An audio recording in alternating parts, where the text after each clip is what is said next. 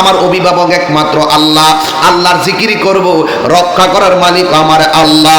এই জন্য খাজা গরিবে নওয়াজের কাছে সাধু পাল যখন চলে এসেছে, আসার পরে মন্ত্র শিখাইছে। খাজা গরিবে নওয়াজ বলবে আল্লাহ আল্লাহ, সাধু পাল বলবে রাম রাম। এই কথা বলার পরে খাজা গরিবে নওয়াজ আল্লাহ আল্লাহ জিকির শুরু করলেন। এমন জিকিরের ঢেউ তুলেছেন, রামপাল আসার সাধু পাল আইসা খাজা গরিবে নওয়াজের সামনে দাঁড়াইলো। দাঁড়ানোর পরে খাজা গরিবে নওয়াজের চোখের দিকে রামপালের সাধু পাল তাকাইছে, আর খাজা গরিবে নওয়াজ সাধু পালের সিনার দিকে তাকাইছে। আর বড় করে কোন সুবহানাল্লাহ কোন না। ওই সাধু পাল খাজা গরিবে নওয়াজের চোখের দিকে তাকাইছে, আর খাজা গরিবে নওয়াজ ওই সাধু পালের সিনা বরাবর তাকাইছে। এবার সাধু পালের চ্যালেঞ্জ নিয়ে আসছে, খাজা গরিবে নওয়াজ বলবে আল্লাহ আল্লাহ, আর সাধু পাল বলবে রাম রাম। কিন্তু যখন খাজা গরিবে নওয়াজ সাধু পালের সিনা বরাবর তাকাইছে, সাথে সাথে সাধু পাল আল্লাহ আল্লাহ জিকিরের পরিবর্তে রাম রাম বলবো দূরের কথা, খাজা গরিবে নওয়াজের নজর যখন তার সিনার দিকে পড়েছে, সাথে সাথে তার সিনার ভিতরে অবস্থা পরিবর্তন হয়ে গেছে। খাজা গরিবে নওয়াজ আল্লাহ আল্লাহ জিকির করে, আর এই দিক দিয়া সাধু পাল রাম রাম বলার পরে বলতে যাইয়া জবান দিয়া বের হয়ে গেছে রহিম রহিম রহিম রহিম জিকির শুরু করেছে। মুঈনুদ্দিন চিশতি রাহমাতুল্লাহ আলাইহি বলে কি ব্যাপার, তোমরা তো রাম রাম বলো, আমি বলেছি আল্লাহ আল্লাহ, তুমি কেন রহিম রহিম বলো? এবার সাধু পাল ডাক দিয়াকে বেশি কথা কইেন না, আমি বুঝতে পেরেছি আপনি একজন মহান সাধক, আমার আর পিতৃরাজ রায়ের কাছে পাঠাবেন না, আমাকে কালিমা পড়াইয়া মুসলমান বানাইয়া দিন। আর জোরে জোরে কন্যা সুবহানাল্লাহ। আন্দারপুরের মানুষ আমি, আন্দারপুরের মানুষ আমি, আর আন্ধারগড়ের বাসিন্দা। ও আল্লাহ আমি পাপিষ্ঠ বান্দা। ঠিক কিনা রে বাজার? আমাদের গুনাহ আছে না নাই? আন্দারপুরের মানুষ আমি, আন্দারপুরের মানুষ আমি, আর আন্ধারগড়ের বাসিন্দা। ও আল্লাহ ও আল্লাহ আমি এক পাপিষ্ঠ বান্দা। আন্ধারগড়ের রাস্তা সোজা, ঘাড়ে লইয়া পারের বোঝা। আন্ধারগড়ের রাস্তা সোজা, ঘাড়ে লইয়া পারের বোঝা।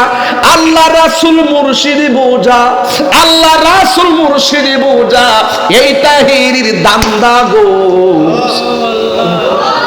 সুবহানাল্লাহ বলে রে। ও আল্লাহ আমি এক পাপিষ্ঠ বান্দা। ও আল্লাহ ও আল্লাহ আমি এক পাপিষ্ঠ বান্দা। এ বুড়ি সাধু পাল ডাক দিয়া কয়, হ্যাঁ মুঈনুদ্দিন, আমি আপনার সামনে এসেছি, আপনার সামনে আল্লাহ আল্লাহ জিকিরের প্রতি উত্তরে আমি রাম রাম বলবো, কিন্তু আপনি যখন আমার সিনার দিকে তাকাইছেন, আমার মনটা আল্লাহর প্রেমে দিবানা হয়ে গেছে। আমি আর অন্ধকারে যাব না, আমাকে আলোর দিকে নিয়ে যান, আমাকে কালিমা পড়াইয়া মুসলমান বানাইয়া দেন। এই জন্য আমি বলেছি, একটা হলো প্রকৃতিগত, আর একটা হলো প্রদানকৃত। এই জন্য যুবক ভাইয়ের আমার, অন্তর খুললা দিল খুললা ওয়াজটা শুনেন। আল্লাহর ওলিরা শরীয়তের পাবন্দি কেমন করতেন, আল্লাহর ওলিরা ইবাদতের পাবন্দি কেমন করতেন। কয়ে তাকবীর উলা যার জীবনে ছুটে নাই, তাহাজ্জুদের নামাজ যিনি ছুটে নাই, আসরের নামাজের সুন্নাত যার ছুটে নাই। এখন প্রশ্ন হলো, ও যুবক, আসর নামাজের সুন্নাতটার কথা কেন বললেন, জোহর নামাজের সুন্নতের কথা কেন বললেন না? হ্যাঁ যুবক আমার, এই সময়টার পরপরই কিয়ামত হবে। সুবহানাল্লাহ বলেন না? আরো বড় করে বলেন না সুবহানাল্লাহ। ওই আসর নামাজের সুন্নত যে কোনোদিন ছাড়ে নাই। এরপরে বলছেন পরনারীর দিকে চোখ কোণে কোনোদিন তাকাই নাই। আল্লাহ রাব্বুল আলামিন বলেছেন ওয়া কুলিল মুমিনিনা ইয়াগুদ্দু মিন আবসারিহিম। আল্লাহ বলছে হ্যাঁ বন্ধু আপনি মুমিনদেরকে বলে দেন তাদের চোখ দুইটাকে যেন সংযত রাখে। যুবক ভাইয়ের আমার, এই চোখ দিয়ে আল্লাহকে দেখার সুযোগ আছে, এই চোখ দিয়ে নবীকে দেখার সুযোগ আছে, এই চোখ দিয়ে খানায়ে কাবা দেখার সুযোগ আছে, এই চোখ দিয়ে মা বাবার চেহারার দিকে তাকাইবার সুযোগ আছে। এই জন্য যে চোখটা কোনোদিন পরনারীর দিকে তাকায় না, এই চারটা কন্ডিশন দিয়ে দিয়েছেন। কথায় হাসরের ময়দানে বিচার শুরু হবে, তিনি তোমার নবী আমার নবী। এর দ্বারা প্রমাণ হয়ে গেল আল্লাহ হলো হাকিম, আমার নবী হলো উকিল, আমরা কইলাম আসামি। ওই হাকিমের সামনে একজন মাত্র উকিল, আমরা আসামির পক্ষে ফাইলটা ডিল করবে। অন্য কোনো বিবাদীর পক্ষ নয়, অন্য কোনো আইনজীবী নাই, অন্য কোনো উকিল নাই যে হাসরের ময়দানে এর উপরে যায় ফাইলটা ডিল করবে। এর দ্বারা প্রমাণ হয়ে গেল আল্লাহর হাবিব বলেছেন শাফাআতি লি আহলিল কাবাইর মিন উম্মতি, আমার উম্মতের মধ্যে যারা কবিরা গুনাহ করবে, আমার উম্মতের মধ্যে কিছু পাগল আছে, ইমানদার আছে, মনের অজান্তে কবিরা গুনাহ যদি কইরা ফেলায়, আমি নবী রাহমাতুল লিল আলামিন, আমি নবীর সে জানের চাইতে বেশি ভালোবাসার কারণে আমি নবী তার জন্য সুপারিশ করব। এই জন্য যুবক আমার কুতুবউদ্দিন মুখতিয়ার কাকি রহমাতুল্লাহ আলাইহি তাহাজ্জুদ নামাজটারে সিলেক্ট করেছেন 2 নম্বর তাকবীরে ওয়ালা তাকবীরে উলা, যে আল্লাহু আকবার বলে ইমাম সাহেব নামাজে দাঁড়াইছে, সাথে সাথে মুক্তাদিও আল্লাহু আকবার করে নামাজের মধ্যে দাঁড়াইছে, কোনদিন পরে আল্লাহু আকবার বলে নাই, প্রথম রাকাত শেষ দিকটা আল্লাহু আকবার বলে নাই। তাকবীরে উলা মানে হলো ইমাম সাহেব আল্লাহু আকবার বলছে, মুসল্লির সাথে সাথে আল্লাহু আকবার বলছে। কই এমন একটা লোক যদি পাওয়া যায়, ওই লোকটা আমার জানাজার নামাজের ইমামতি করবে। এবার কঠিন মাসালা, তাকবীর উলার সাথে নামাজ পড়লে আমার অভিভাবক একমাত্র আল্লাহ, আল্লাহর জিকির করব, রক্ষা করার মালিক আমার আল্লাহ। এই জন্য খাজা গরিবে নওয়াজের কাছে সাধু পাল যখন চলে এসেছে, আসার পরে মন্ত্র শিখাইছে। খাজা গরিবে নওয়াজ বলবে আল্লাহ আল্লাহ, সাধু পাল বলবে রাম রাম। এই কথা বলার পরে খাজা গরিবে নওয়াজ আল্লাহ আল্লাহ জিকির শুরু করলেন। এমন জিকিরে ঢেউ তুলেছেন, রামপাল আসার সাধুপাল আইসা খাজা গরিবে নওয়াজের সামনে দাঁড়াইলো। দাঁড়ানোর পরে খাজা গরিবে নওয়াজের চোখের দিকে রামপালের সাধুপাল তাকাইছে, আর খাজা গরিবে নওয়াজ সাধুপালের সিনার দিকে তাকাইছে। আর বড় করে কোন সুবহানাল্লাহ কোন না। ওই সাধুপাল খাজা গরিবে নওয়াজের চোখের দিকে তাকাইছে, আর খাজা গরিবে নওয়াজ ওই সাধু পালের সিনা বরাবর তাকাইছে। এবার সাধু পালে চ্যালেঞ্জ নিয়ে আসছে, খাজা গরিবে নওয়াজ বলবে আল্লাহ আল্লাহ, আর সাধু পাল বলবে রাম রাম। কিন্তু যখন খাজা গরিবে নওয়াজ সাধু পালের সিনা বরাবর তাকাইছে, সাথে সাথে সাধু পাল আল্লাহ আল্লাহ জিকিরের পরিবর্তে রাম রাম বলবো দূরের কথা, খাজা গরিবে নওয়াজের নজর যখন তার সিনার দিকে পড়েছে, সাথে সাথে তার সিনার ভিতরে অবস্থা পরিবর্তন হয়ে গেছে। খাজা গরিবে নওয়াজ আল্লাহ আল্লাহ জিকির করে, আর এই দিক দিয়া সাধু পাল রাম রাম বলার পরে বলতে যাইয়া জবান দিয়া বের হয়ে গেছে রহিম রহিম রহিম রহিম জিকির শুরু করেছে। মুঈনুদ্দিন চিশতি রাহমাতুল্লাহ আলাইহি বলে কি ব্যাপার, তোমরা তো রাম রাম বলো, আমি বলেছি আল্লাহ আল্লাহ, তুমি কেন রহিম রহিম বলো? এবার সাধু পাল ডাক দিয়াকে বেশি কথা কইেন না, আমি বুঝতে পেরেছি আপনি একজন মহান সাধক, আমার আর পিতৃরাজ রায়ের কাছে পাঠাবেন না, আমাকে কালিমা পড়াইয়া মুসলমান বানাইয়া দিন। আর জোরে জোরে কন্যা সুবহানাল্লাহ। আন্দারপুরের মানুষ আমি, আন্দারপুরের মানুষ আমি, আর আন্ধার ঘরের বাসিন্দা, ও আল্লাহ আমি পাপিষ্ঠ বান্দা। ঠিক কিনা রে বাজার? আমাদের গুনাহ আছে না নাই?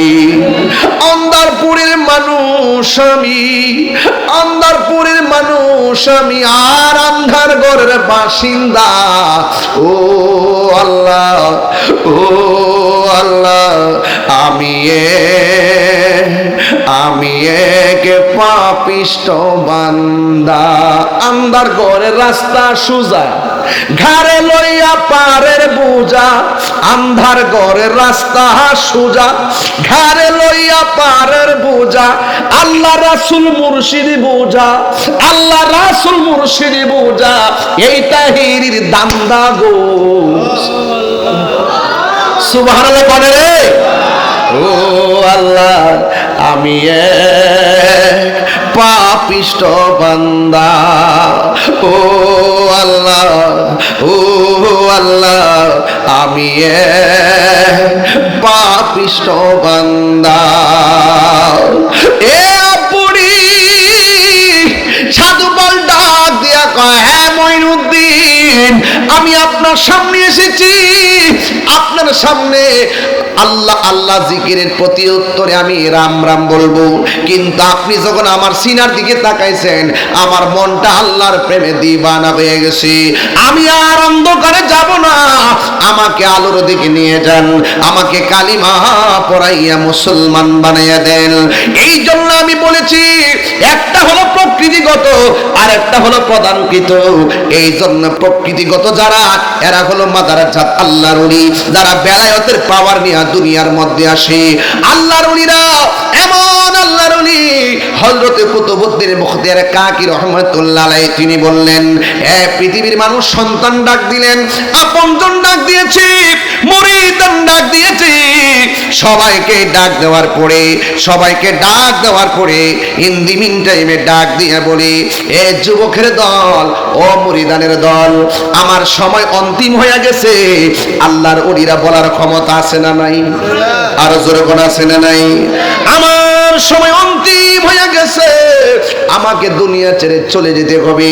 আপনারা জবান খুলে বলেন, এই দুনিয়া ছেড়ে যারা চলে যায়, একমাত্র আল্লাহ ওয়ালারা ডাক দিয়া বলে, একমাত্র আল্লাহ ওয়ালারাই আজরাইলকে ডাক দিয়া বলে, একমাত্র ওলি আল্লাহরাই আজরাইলকে ডাক দিয়া বলে, হ্যাঁ আজরাইল, আর দেরি করো না, তাড়াতাড়ি দুনিয়া থেকে আমার রূহটা নিয়ে যাও, এই দুনিয়া আমার ভালো লাগে না, আমাকে কবরে চলে যেতে হবে, কারণ আল্লাহ এবং নবীর সঙ্গে দিদারের জন্য আমার মনটা পাগল পাগল হয়ে গেছি। এই দুনিয়াটারে আল্লাহর ওলিরা তুচ্ছ মনে করে, মহান রবের দিদারের জন্য মনটা পাগল হয়ে থাকে। এই জন্য যুবকের দল, আমি আপনাদের কাছে বলে দিয়ে যাই, কুতুবউদ্দিন বখতিয়ার কাকি রহমাতুল্লাহ আলাইহি তার সন্তানকে ডাকলেন, তার ভক্তদেরকে ডাকলেন, ডাইকা ডাক দিয়া বলে, আমি যখন এই দুনিয়া ছেড়ে চলে যাব, তাইলে আমার জানাজার নামাজের একটা ওসিয়ত করে দেয়া যায়। আমার নামাজের ওসিয়ত হলো, আমি দুনিয়া থেকে চলে যাওয়ার পরে আমার নামাজটা যারা ইমামতি করবে, আমার পক্ষ থেকে 4টা শর্ত দেওয়া হবে। তাই 4টা শর্ত যেই মানুষের মধ্যে পাওয়া যাবে, এই মানুষটা আমার জানাজার নামাজ পড়াবে। চিৎকার মাইরা কি সুবহানাল্লাহ বলা যাবে না? 1 নম্বর হলো, যারা জীবনে কোনোদিন তাহাজ্জুদের নামাজ ছাড়েনি, ওই মানুষটা 1 নম্বর, যারা কোনোদিন তাহাজ্জুদের নামাজ ছাড়েনি। 2 নম্বর হলো, যারা কোনোদিন আসরের নামাজের সুন্নত ছাড়েনি। সুবহানাল্লাহ। 2 নম্বর, যারা কোনোদিন আসরের নামাজের সুন্নত ছাড়েনি। 3 নম্বর হলো, যারা কোনোদিন পরনারীর দিকে চোখ তুলে তাকায়নি।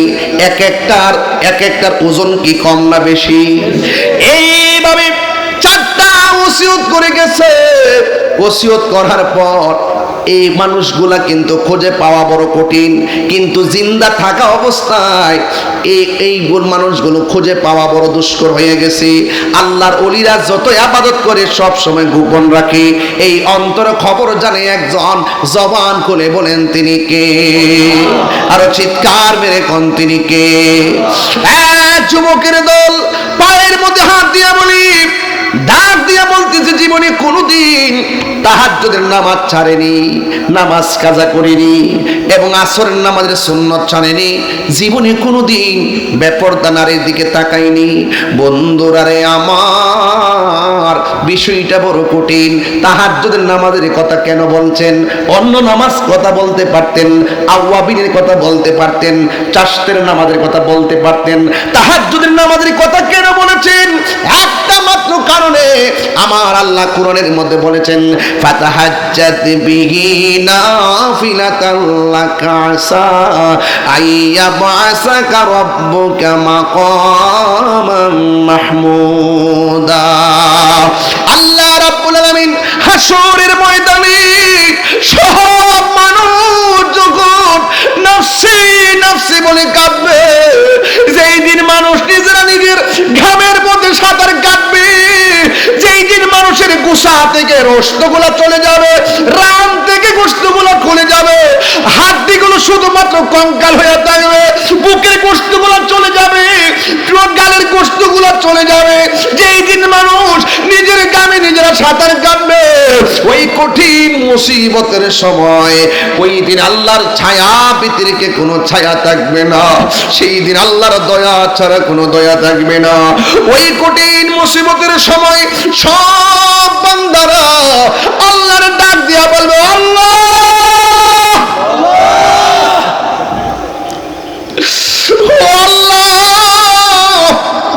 ওইলে দুজুকে দাও, নাইলে বেহেশতে যাও, ওইলে ডান হাতে আমলনামা দাও, নাইলে বাম হাতে আমলনামা দাও, তাড়াতাড়ি মিজানের পাল্লা টান দিয়া দুজুকে ফালায় দাও, আর নয় বেহেশতে দিলে বেহেশতে দাও।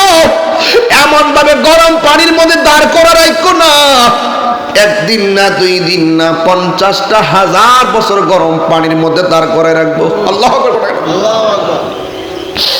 কি উপায় হবে আমার এবং আপনার? এই চোখের মধ্যে এখন ঘুম আসতেছে,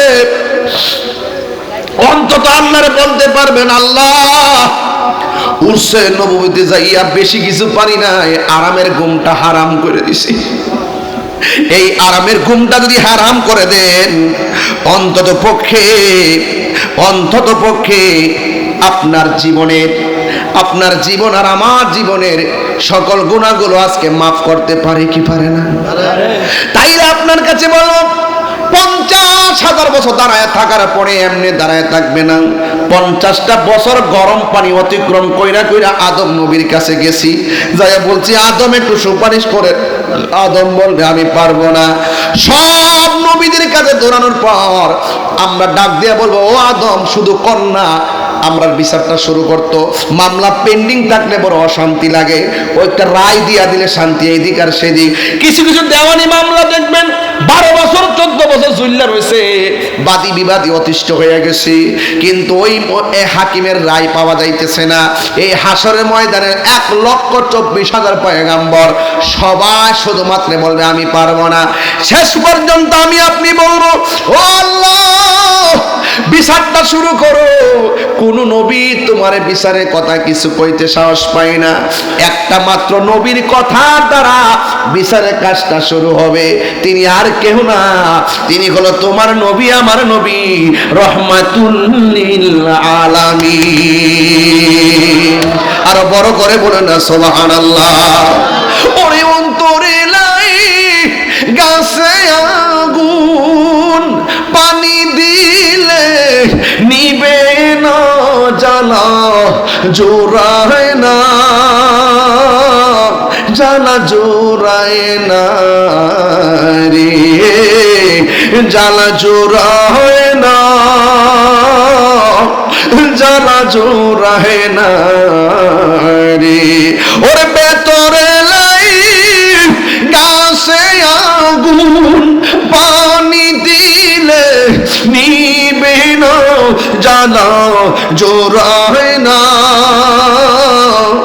জ্বালা জোড়ায় না রে, জ্বালা জোড়ায় না, জ্বালা জোড়ায় না রে। ওরে যার জ্বালায় কে সে জানে, মনের ব্যথা বুঝবে কে হামিদ সাবিনে। কথা কোন ঠিক কিনা?